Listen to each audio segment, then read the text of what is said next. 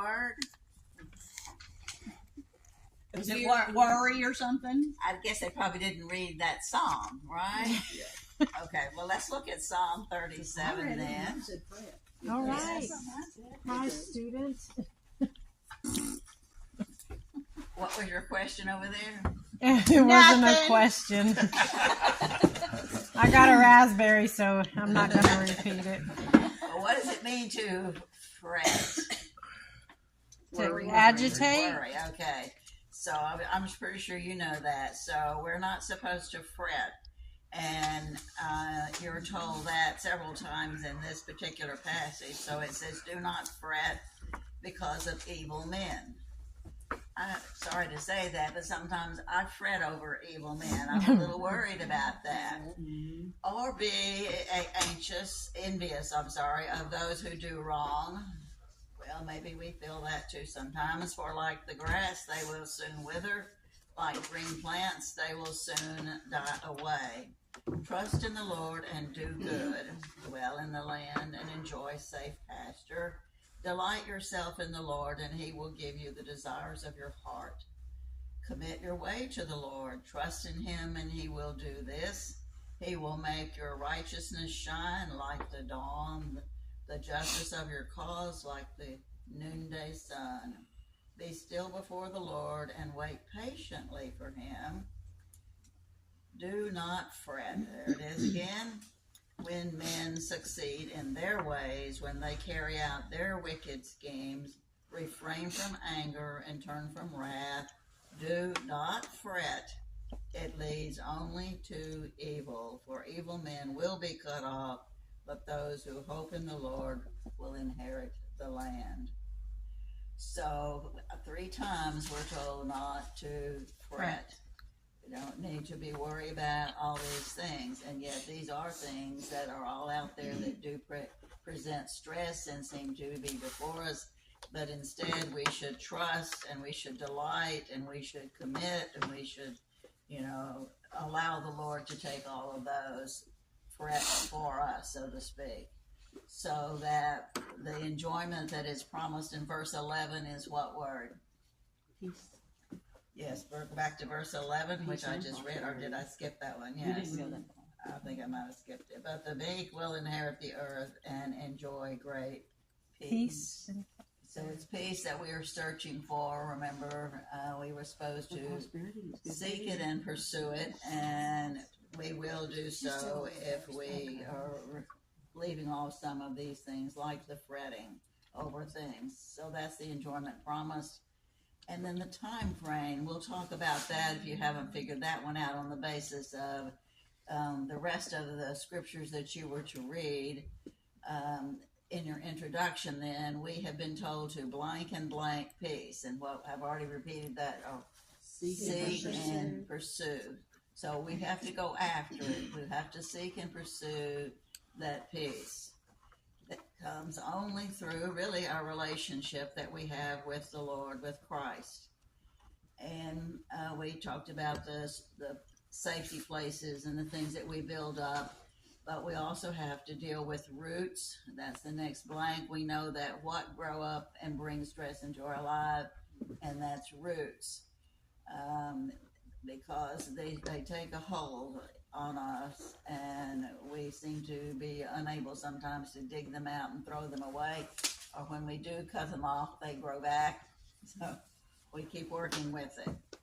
And then today's root, we're going to be talking about concerns this tendency that we all have to fret, really, or to worry. You want to use the word worry instead of fret. You don't like that word fret too much. But the psalmist himself is the one who tells us to do not fret.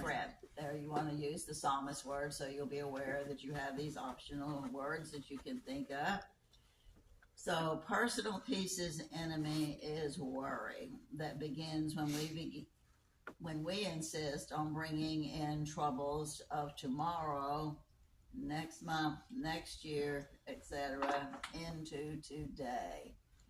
So we're not really supposed to worry about tomorrow. That's right. And just was going to ask you, do you know how old you really are? know your years, right? Mhm. Have you ever? It tells us to number our days. Lord have mercy. Addie that. Oh my goodness. A calculator on the Well, phone. I had It's a read, big number. it was a while back, but I read something about, a child had read that and was asking their mother, because a child was, I don't know, the kid was 9 or 10 or whatever. And then finally he comes to his mother and he says, well, mother, I know do you know how many days you lived? I'll tell you how many. And he had calculated the number of days. Oh, wow. And so I thought, we should talk about that a minute, because I calculated mine. I took my year and I multiplied it by 365, and I'm aware that won't even be accurate because we have Right. leap years sometimes. So 365 is not accurate for every one of those years that I've lived. But if I did it by just 365, it's 29,000.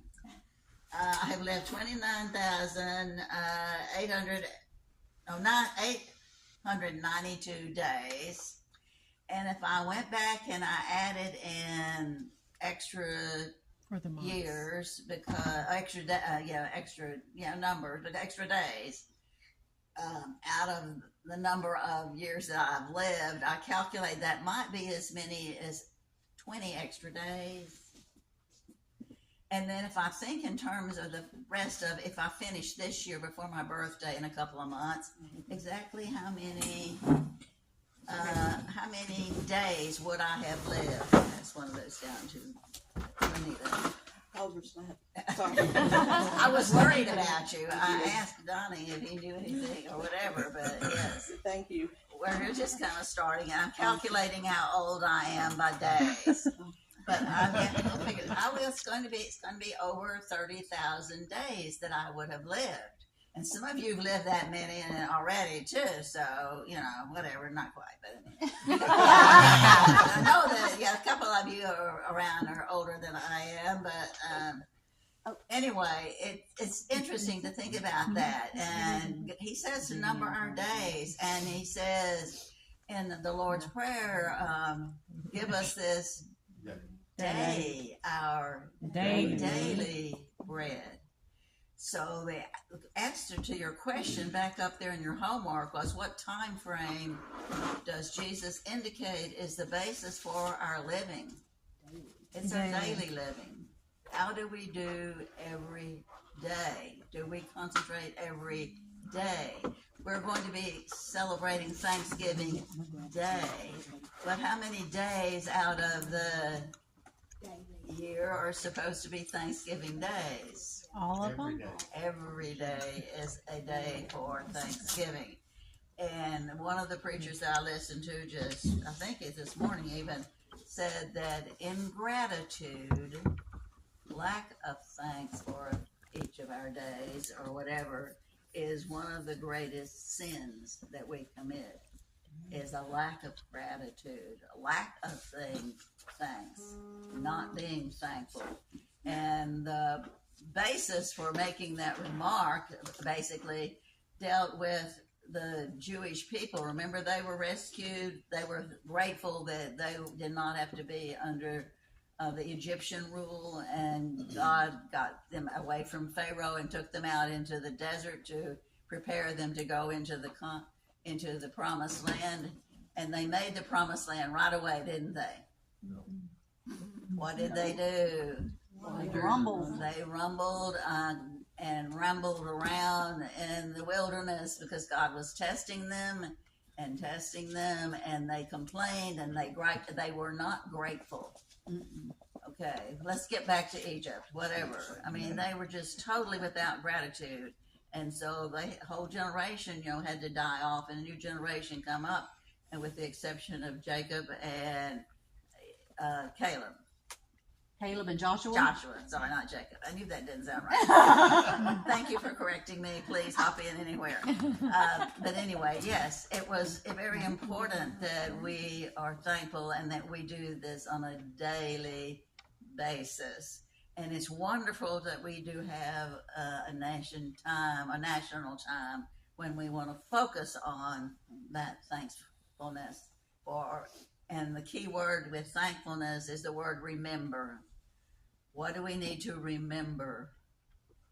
all the blessings that we have had in the days past, and think in terms of the fact that there will be blessings in the future, but we should just continue to be very, very grateful. So, with that in mind, then we can move on to the next little paragraph, which starts with the word worry. Have you thought about worry being an emotional crime? Because what does it do? It disturbs the peace. It does. To worry has been defined as to torment oneself with disturbing thoughts. Wow. So what are you doing with worry? You are your own enemy. You're a victim to yourself or whatever. Jesus taught us to think, we've already said it, daily bread, our daily bread. And that was actually I think it was in Matthew, we see that. And then in Luke 9:23, we follow him by taking up what? Daily our cross. He says, if you're going to be my follower every day, you're going to take up your cross to follow me. And he says it's a daily thing. So each day we get up and we have whatever responsibility is ours is to be accepted and acknowledged daily. So we are to live one day at a time, not take on more weight than we should bear. And there are two possible consequences when we try to rush this or change this, and that's paralysis and panic. And we'll talk about those, but about this daily living and the daily cross and the daily sharing of our faith and the daily living that we're supposed to be doing. I heard something else that was very interesting, that they did a survey, a parole, whatever you want to call it, of Christians to find out how many Christians were daily, weekly, yearly, over different time periods, actually spreading, what are we supposed to spread? The good news. The good news, the gospel. And the percentage of Christians that do this any given amount of time is the one-digit number. Oh, wow. It's incredibly small. Mm. And one of the other great sins, according to another preacher that I listen to, is not just ingratitude, but it's the sin of silence. We don't talk enough. We talk too much, or we talk about the wrong things. Yeah. We're not out there spreading the gospel. Actually, I think it was even this morning when I heard even talking about it was an issue or the discussion of murder, one of the 10 Commandments, as you're well aware of, and about exactly what that meant. And of course, his goal was to preach about abortion and about it being murder, and that what we were for so many years and still are, and a lot of times when things come up, that we're silent. We don't say anything. And we just let things develop and let things develop and let things develop, whether it's our freedoms or whether it's, whatever it might be, that we have got to begin to speak up and say these things and explain to people what the gospel really is and what God really, bases everything on. It's not based on our Constitution, although the Constitution is based on our Bible. But still, everything has to come back to the Word itself.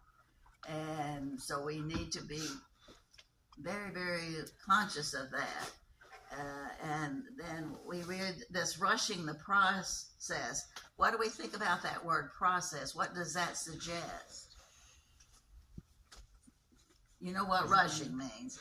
That means we're trying to scoot it along, right? Mm-hmm. So if we talk about something has a process, it has different steps. Yes, steps. I don't know what else words you're coming. That's a good word for it. She said. Yeah. Different stages, different. It goes to the idea of timing. How much time? How many years did Paul have to spend out in the wilderness reading and studying? I mean, he was already a Pharisee and he knew the scriptures very, very well, but his world was turned upside down whenever he went on that road to Damascus, and he was on his way to killing or persecuting Christians, and he didn't just immediately turn and start writing these wonderful gospels that we are letters that we have to read that becomes gospel truth.